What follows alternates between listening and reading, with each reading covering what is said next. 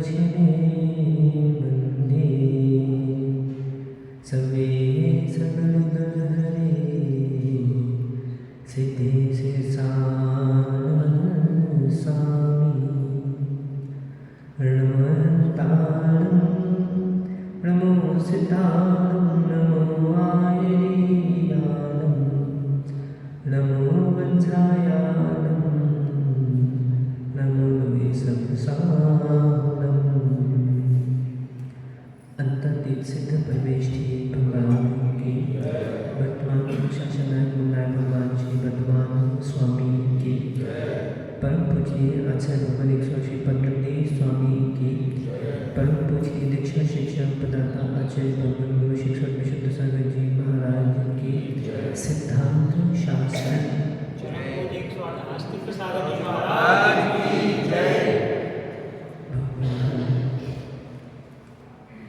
हम सभी श्री वर्तमान स्वामी के श्री चरणों में शिव श्री की प्राप्ति के लिए श्री जिन देशना का श्रवण कर रहे हैं। आज तक इस धरा पर जितने भी जीव हुए जिन्होंने सिद्धावस्था को प्राप्त किया वे सभी संसारी ही थे, अर्थात जैन आगम बंध पूर्वक मोक्ष मानता है। आत्मा सदैव अमूर्तिक है, जैन दर्शन इसे नहीं मानता। हाँ, अपेक्षा से अवश्य ग्रहण करते हैं कि स्पर्श रस गंध वर्ण से रहित अवस्था अमूर्तिक कहलाती है, स्पर्श रस गंध वर्ण से सहित अवस्था मूर्तिक कहलाती है। कर्म बंध होने के कारण मैं मूर्तिक हूँ, आत्मा मूर्तिक है। कर्म बंध रहित होने की अपेक्षा से मैं ही अमूर्तिक हूँ। मैं कौन हूँ? मैं स्याद मूर्तिक हूँ। मैं कौन हूँ? मैं स्याद अमूर्तिक हूँ। अर्थात सिद्ध भगवान में और मुझ में इतना अंतर है कि वे बन चुके भगवान हैं और मैं बनने वाला भगवान हूँ।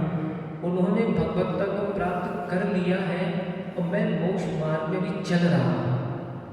इसलिए यहाँ आचार्य महाराज जो उपासक संस्कार ग्रंथराज श्री पद्मनाभ पंचविंशतिका में समझा रहे हैं कि जब तक सामायिक नहीं होगी तब तक कर्म निर्जीव नहीं है।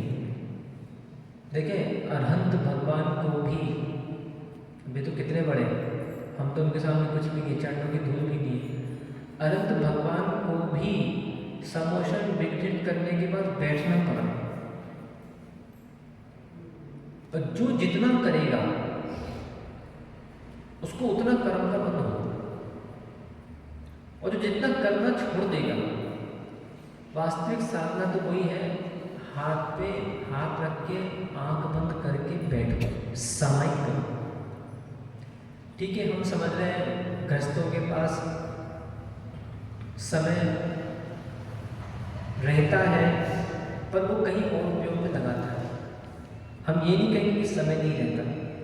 रात्रि में दुकानें बंद हो जाती हैं, सवेरे भी दुकानें 6 बजे तक खुलती भी हैं।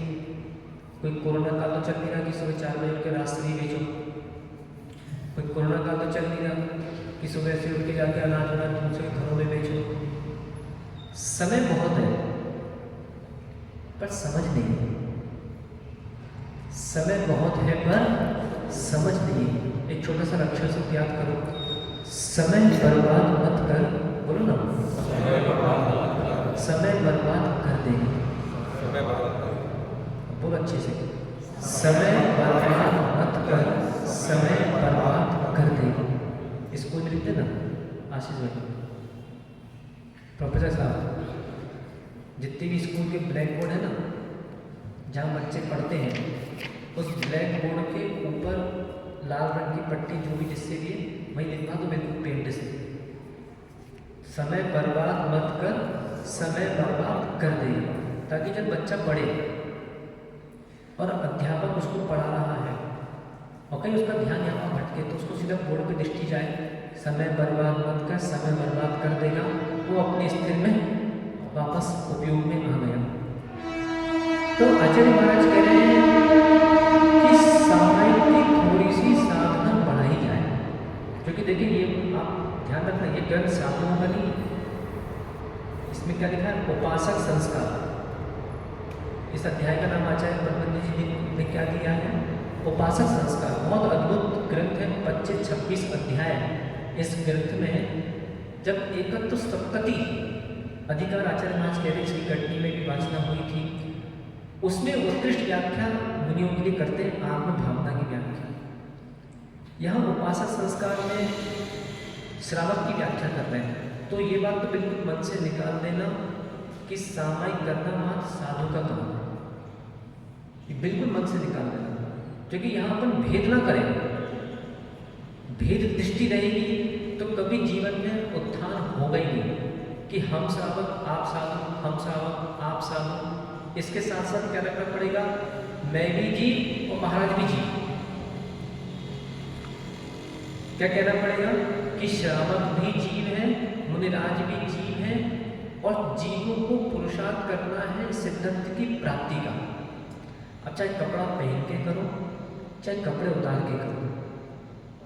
राम जी, सगर जी, पांडव जी आदि इन लोगों ने भी गृहस्थ अवस्था में, कौन सी अवस्था में, गृहस्थ अवस्था की बात कर रहे हैं, इन्होंने भी गृहस्थ अवस्था में शुद्ध उपयोग की भावना भाई थी, बैठते थे हाथ पे हाथ रख के।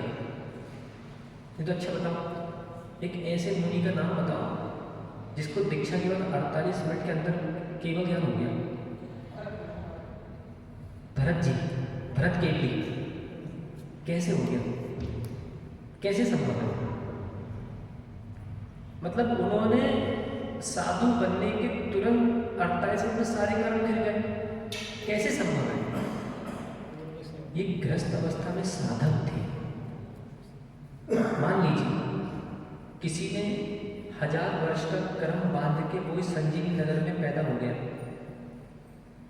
और या मनुष्य पर्याय में पैदा हो गया, और उसने मानो गृहस्थ अवस्था में 1000 वर्ष जब कर्म बंद किया था, उसने अपनी ही गृहस्थ अवस्था कपड़ा पहन के, अच्छी सामायिक थी, क्योंकि ध्यान से जितनी निर्जरा होती है वो अन्य कार्य से नहीं होती। उसने अच्छे देव पूजा गुरु उपासना किया, स्वाध्याय किया, शाम को भगवान की आरती पूजा करी, परिक्रमा आदि करी, और सबके लिए शुभ भाव रखे, क्योंकि पहला विशेषण क्या दिया है, समता सर्व भूतेषु, राग द्वेष नहीं। क्योंकि अभी मैं आर्थ ध्यान की व्याख्या भी करने जा रहा हूँ, क्योंकि जब आर्थ ध्यान ही सामायिक नहीं कर सकता, अभी करेंगे, तो उस व्यक्ति ने अपने गृहस्थ अवस्था में उसको मिले थे 80 साल, वो साधु नहीं बन पाया, क्योंकि उसके चारित्र्य कर्म का 3 उदय था, और उसका पुरुषार्थ भी हीन था। जब कोई कितना ही कहे कि बोले हमारे पास शक्ति नहीं है, सेहत नहीं है, ये नहीं है, वो नहीं है, सब फालतू बातें। अब भी बस आप 3 दिन रुक जाओ, कितने दिन, 3 दिन रुक जाओ। दादा गुरु आ रहा है अभी जबलपुर, और दादा गुरु के साथ आप साधु हो, तुम तो फिर भी अच्छे भाई चलते फिरते दिख रहे हैं, दादा के साथ साधु चल रहे हैं, 3 या 4-5 ऐसे साधु चल रहे हैं, आप देखना उनकी अवस्था, और फिर उनको देख के लगेगा कि अरे मैं तो कितना पूर्ण स्वस्थ हूँ, मैं तो अपने आप को बीमार मान रहा था। अच्छा बताओ, ओ भैया क्या नाम है तुम्हारा, बॉय लड़के का, शीश ना, अच्छा बताओ, देवू भैया ज़्यादा मोटा है कि पीछे वाले अंकल ज़्यादा मोटे हैं तुम्हारे स्थान में बैठे? हाँ चलो उनको जगाइए, चश्मे वाले, बताओ दोनों में से मोटा कौन है? देवू भैया, अच्छा ठीक है। अब इन दोनों में से पतला कौन है? हाँ बोलो ना, रविंद्र भैया, ठीक। अब अपनी तुलना करो, तुम दुबले कि रविंद्र भैया दुबले? रविंद्र भैया कौन, रविंद्र भैया कौन मोटे? अब बताओ रविंद्र भैया मोटा है कि दुबला? यही तो अनेकांश सीखो मेरे भाइयों, जीवन खुशमय हो जाएगा, परिणामों में शांतता आ जाएगी, कषाय बिल्कुल बंद हो जाएंगी, तूफान आना समाप्त हो जाएंगे। वो जो बीच में बैठा है चश्मे वाला व्यक्ति, यदि हम दोनों की तुलना करें, देव भाई के पीछे बैठे उस बच्चे की, तो बीच में जो बैठा है वो मोटा है कि पतला? यदि मैं आगे वाले व्यक्ति को देखता हूँ, मोटे व्यक्ति को देखता हूँ, तो पीछे वाला मुझे दुबला लगता है। और यदि मैं पीछे वाले बच्चे को देखता हूँ तो मुझे वो चश्मे वाला स्वस्थ पुरुष मुझे मोटा लगता है। तो स्याद मोटा, स्याद दुबला, स्याद निर्बल, स्याद बलवान, तुलनाएं अच्छी नहीं होती। अनेकांशी अब भी सारे मुनिराज आएंगे, उनको देखना। ऐसे ऐसे मुनिराज भी साथ में चल रहे हैं जिनको आहार से लौटने के उपरांत 4-4, 5-5 बार रुकना पड़ रहा है, फिर भी सहन शक्ति देखो आप। अभी हम दमोह में थे, उपाध्याय विभंजन सागर महाराज जी आए थे। सागर नाके में थे हम दमोह में। उपाध्याय विशुद्ध सागर महाराज जी के साथ में हम वहाँ रहे। लगभग 25-30 दिन का हमारा प्रवास उनके चरणों में रहा। बड़े थे, ज्येष्ठ थे हमसे। आचार्य महाराज जब मुनि थे तब वो छुल्लक जी थे, उपाध्याय विश्व सागर महाराज। और आचार्य जी के प्रति भी काफ़ी विनय थी। उन्होंने इस पिछले 1-2 वर्ष का चातुर्मास भी वैशाली में उपाध्याय विश्व सागर जी ने आचार्य महाराज के साथ में किया। तो हम लोग वहाँ थे, एक महाराज जी आए थे, उनकी उम्र थी 93 ईयर्स की। वो महाराज के मथुरा तरफ के थे, दिल्ली तरफ के, भिंड के थे वैसे, वो वहाँ चले गए थे। निर्वाण सागर की उम्र 103 साल। अब सोचे आप, तुगम जी मेरा निर्वाण सागर महाराज 105 साल में समाधि करी उन्होंने। अब भी आप दादा लोग आ रहे हैं, आप उनसे पूछना। अब भी दादा लोगों ने लगभग मुझे लगता है 2 साल पहले गणनी आरिका बिंदश्री माता जी, जो कि आसाम तरफ अभी काफ़ी सालों से हैं, उन्होंने अभी लगभग 103 कुछ साल की एक महिला को छुलने का दीक्षा दी। अब बताओ, सीधा कहो कि आसक्तियां हैं, शक्तियां सबके पास हैं। और 75-80 साल में, 80-85 साल में अब यदि तू नहीं चेता और शरीर दृष्टि रही, देह दृष्टि रही, अगर तुम्हारे पवन भैया सोचे कि अब कोई बचपन के दिन वापस आ जाएंगे, बाल काले हो जाएंगे, दांत अच्छे हो जाएंगे, पैरों की हड्डियां मजबूत हो जाएंगी, और हम और हमारे दोस्त मिलके चूरन गटागट खाएंगे, संतरे की गोलियां खाएंगे, विद्यालय के बाहर टोकनी में बोर खाएंगे, वो समय अब दोबारा आने वाला नहीं। समय करो, चिंतन बनाओ। सीता जी को देखो आप, सीता जी का पुराण तो पढ़ा होगा ना, पद्म पुराण में। सीता जी को देखो आप, दुख किसके जीवन में नहीं है? मुझे बताया तो ऐसा कोई व्यक्ति जो आप दुखी ना हो। हर प्राणी दुखी है, कोई तन के दुखी, कोई मन के दुखी, कोई धन से दुखी, और कोई इसलिए दुखी कि दूसरा क्यों सुखी। संसार ऐसे ही भैया, किसी को किसी का अच्छा भी अच्छा नहीं है। इसके पास इतना बड़ा घर क्यों है? अब वो रोड पे जाना था, शांति से सोच रहा था कि चलो मंदिर जाके भगवान का पूजा पाठ करूँगा। कायदे से उसको संयमी बनना था। कल मैंने कहा था संयम में शुभ भाव, उसको 4 हाथ देख कर चलना था, पर उसने क्या किया, दूसरे का जैसे ही मंदिर निकल रहा था उसको किसी का घर दिख गया, उसके भाव वहीं पर अशुभ हो गए। बताओ, मेरा कैसा छोटा सा घर है और इनका घर देखो कहाँ गई विशुद्धि। बढ़िया अपनी फटफटिया में आ रहा था, मोटरसाइकिल स्कूटी में, और बाजू से एक 50 लाख की कार निकली। उसको सामने देखना था कहीं जीव आदि ना मर जाए। उसकी दृष्टि कहाँ चली गई? मन्नू भैया कहाँ चले गए? 50 लाख की कार में। अब उसका चिंतन कहाँ गया? नियंत्रण खत्म, असंयमी। इसका तुरंत जो मन में नियंत्रण चल रहा था, शांति से जीवन चल रहा था, खत्म, समाप्त। आत्मशक्ति पे दृष्टिपात करो।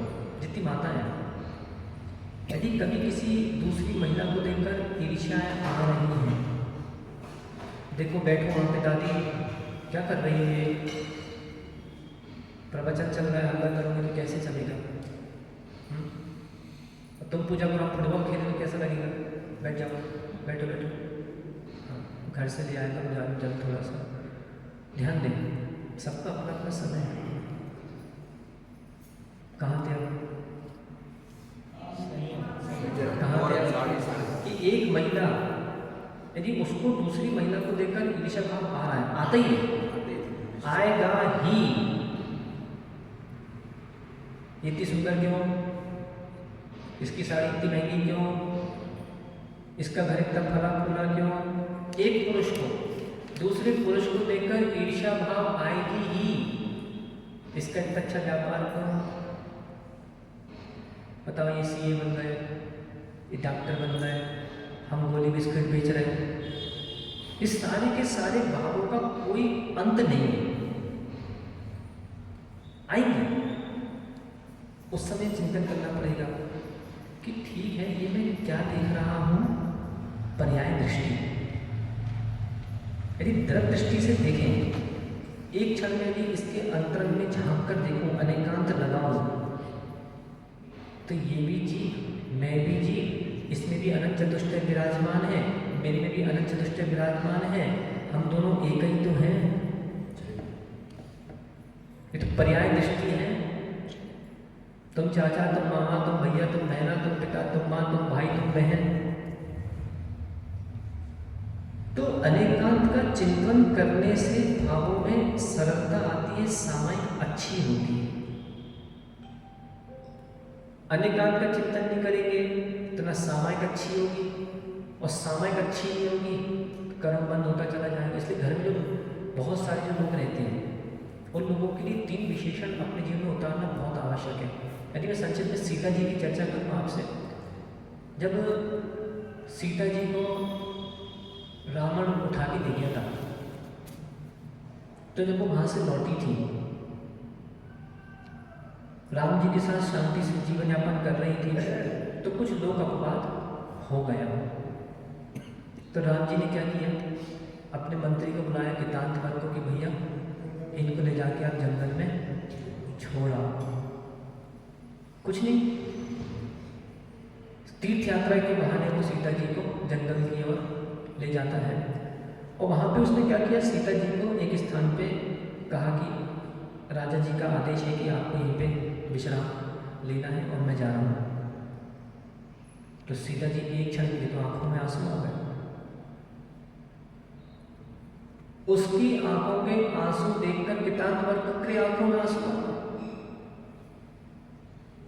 सीता जी ने अपने आंखों के आंसू को पहुंचा और कितांत वर्ग से पूछा कि तुम क्यों रो रहे हो भाई? बोले, सीता माँ, आपके आंखों के आंसू को देखकर मेरे आंखों में आंसू आ गए कि कैसा जीवन है। जब जन्म हुआ तो टोकनी में रखकर बक्से में बंद करके तालाब में डाल दिया या गाड़ दिया। जब आपकी शादी हुई तो शादी, जितनी बातें ध्यान से सुनना, मैं समझ रहा हूँ बहुत सारे लोगों को अपने जीवन में दुख है, जी रहे बस, कर महाराज ने कहा था ना, जी रहे क्योंकि अभी तक मरे नहीं। ये वास्तव में 100 में से 99 लोगों की स्थिति यही है। वो तो बस ऐसी कोई व्यवस्था बन जाए कि ये जो माला देखा संजीव नगर, काश ऐसी कोई व्यवस्था बन जाए, पता बस पड़ जाए कि ये संजीव नगर की छत से कूदोगे तो आपको सीधा स्वर्ग मिलेगा। देखो कल से लाइन लग जाएगी जेलों की। बहुत सारे दुखी हैं, पर क्या करें, कर्म से कोई जीत नहीं सकता। कुछ नहीं, उधर वो बोलता है कि देखो जब आपकी शादी हो गई तब आपको राम जी के साथ जंगल जंगल भटकना पड़ा। अच्छा, वहाँ भी जीवन अच्छा चल रहा था तो आपको रावण उठा के ले गया। चलो पुण्य तेज था, आप सती सीता थी, वहाँ से भी आपका बहुत अच्छा चला और बाद में आप वापस राम जी के साथ राज्य में आ गई। फिर आपका लोक अपवाद हो गया, लोक अपवाद के कारण फिर आपको जंगल चलाना पड़ा। चलो आप बाद में क्या, तो आपकी अग्नि परीक्षा हो गई। तो सीता उस समय विचार करती है कि देखो, मैं इसलिए नहीं रो रही हूँ कि राम जी ने मुझे छोड़ दिया, मुझे वनवास दे दिया, जबकि मैं इसलिए रो रही हूँ धिक्कार हो उसको। किसको? बोलो ना, किसको? राम जी को। वो किसको बोले? धिक्कार हो उसको। किसको? मेरे कर्मों को, 11 अनादि कर्म को नहीं, मेरे कर्मों को, कि मैंने पूर्व में ऐसा क्या किया। क्योंकि सामायिक पाठ यदि आप लोग नहीं पढ़ते तो सामायिक पाठ पढ़ना, सत्वेशु मैत्रेयम गुणेषु प्रबोधम संस्कृत में है, और हिंदी में भी पढ़ते ना, मैत्री भावो सब जीवों में, ऐसा कुछ सामायिक पाठ पढ़ते हैं। आचार्य अमित गति स्वामी जी ने लिखा है द्वात्रिंशतिका स्तोत्र, इसका नाम है। उसमें जब हम पढ़ते हैं स्वयं कितम कर्म यदात्मना पुरा फलम तदीयम लभते शुभाशुभम, स्वयं कितम कर्म परिदत्तम यदि लभते निरर्थकम सदा। क्या कह रहे हैं? कि स्वयं के द्वारा किए गए शुभ अशुभ कर्म का फल स्वयं को ही भोगना पड़ता है। परिणदत्तम, पढ़ो तो थोड़ा, कि दुनिया के लोगों को देखकर संकेशित होने से साथ ये पढ़ो तो आप। परिणदत्तम, यदि ऐसा कहो कि इसने मुझे दुख दिया है, निरर्थकतम तदा, फिर तो सारे कर्म निरर्थक हो जाएंगे। कहने में तो आएगा, कहने में आएगा कि मैं कितना सुखी था, जब से ये स्त्री मेरे जीवन में आई मेरा जीवन नरक बना दिया। एक स्त्री को भी कहने में आएगा कि मैं अपने मायके में कितनी अच्छी थी, जब से यहाँ आई मेरा जीवन नरक, शांति ही नहीं मिल रही, 50 साल हो गए, क्या करूँ। पर यहाँ सीता ने ये सब विषयों पे चिंतन नहीं बनाया। सीता सती की सोच कैसी थी? उत्कृष्ट, उपादान दृष्टि में थी, वो एक निमित्त दृष्टि में था। और वो क्या कह रही थी कि ठीक है, मैं इसलिए रो रही हूँ कि मैंने ऐसे कौन कौन से कर्म किए, इससे उसने अपने आप को स्थिर किया, सामायिक अच्छी हो गई। क्योंकि यहाँ आचार्य महाराज जो कह रहे हैं, आर्त रोध परित्याग, सामायिक करने वाले को आर्थ का त्याग करना पड़ता है। हालांकि मैं समझ रहा हूँ 6वें गुण स्थान तक आर्थ ध्यान का निदान छोड़ के 3 पाए चलते हैं, इष्ट वियोग, अनिष्ट संयोग, पीड़ा चिंतन, और 5वें गुण स्थान तक रोध ध्यान चलता है। अब ये जो आचार्य महाराज यहाँ पे समझा रहे हैं आर्त क्रोध परित्याग, तो क्या मेरे आर्त क्रोध ध्यान तो नहीं चल रहा? क्योंकि प्रत्येक समय ध्यान चल रहा है, प्रत्येक क्षण ध्यान चल रहा है। एक छोटा सा त्याग करो, ध्यान दो, ध्यान कहाँ है? बस ध्यान दो, ध्यान कहाँ है? मंत्र में अभिषेक करो ना, और कहीं कोई दूसरा आदमी दिखे, अपने आप को संबोधन दो, ध्यान दो, ध्यान कहाँ है? रास्ते में भी लिखा रहता है, दृष्टि हटी। बस ये इतना से सीखना है, बस ध्यान दो, ध्यान कहाँ है? 2 घंटे का समय है, बढ़िया हाथ पे हाथ रखकर आँख बंद करके ध्यान करो, कितनी कर्म निर्जरा हो जाए। इष्ट वियोग अर्थात आचार्य महाराज क्या कह रहे हैं कि क्या कहीं इष्ट के वियोग से आप ध्यान तो नहीं चल रहा? कैसे सामायिक होगी? मेरी पत्नी थी, बेचारी मुझे छोड़ के चली गई आज से 10 साल पहले, अब उसी का चिंतन। मेरी कोई इष्ट वस्तु थी, मुझे छोड़ के चले गई, अब उसी का चिंतन। तो इससे जो ये पीड़ा होती है, अर्थात आर्त से ग्रहण करना आप लोगों को अर्ति, अर्ति शब्द से बनता है, अर्ति से अर्ति का भाव आर्थ, अर्ति से ग्रहण करना है पीड़ा, अर्थात पीड़ा परिणाम जो होते हैं इसको बोलते हैं आर्त ध्यान।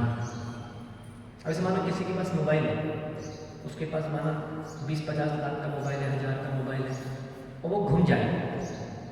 जैसे कि इनको मिला था, क्या नाम है, आदत के चिराग के, इन लोग कई रात को भी इनको मोबाइल मिल गया था एक जन का, कितने 80-90 हज़ार का मोबाइल था वो।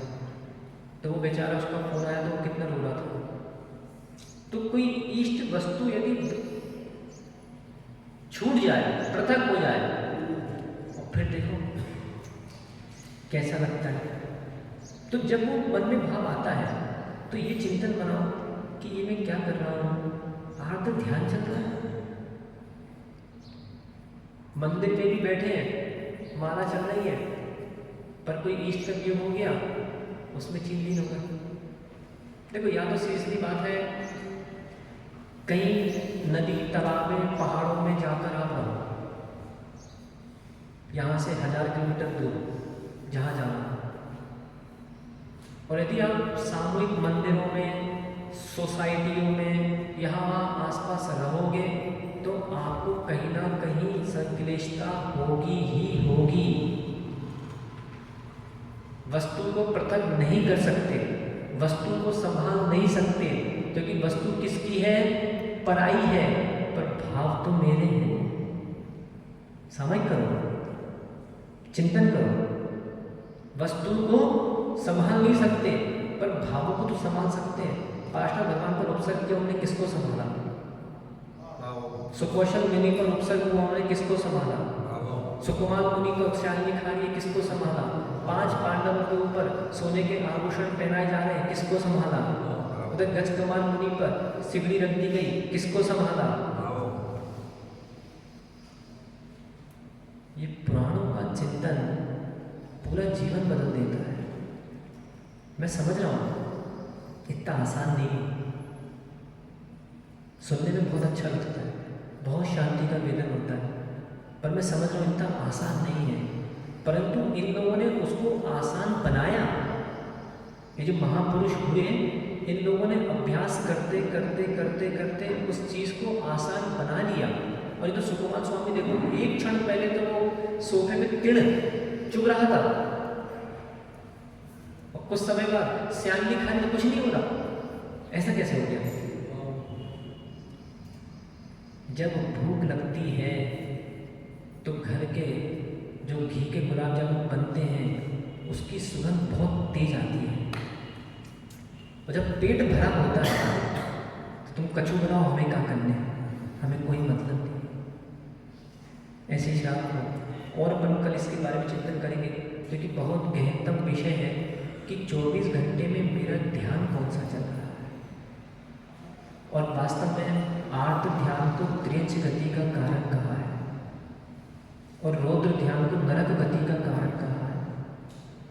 कहीं ऐसा ना हो कि 40-50 साल के ऊपर के जो लोग बैठे हैं, 8 अपकर्ष काल भी अपन समझेंगे, कहीं अपकर्ष काल आ गया और कहीं कर्म का बंध हो गया, और 8 परिणाम पता चला बराबर 6 महीने के ऊपर बने हुए हैं, विख्यात में गया, पता चला पूरी साधना, पूरी मेहनत भंग हो जाएगी, और पता चला इस मंदिर से निकलकर बाहर पूंछ हिलाता हुआ मोहल्ले का त्रियंच बन गया,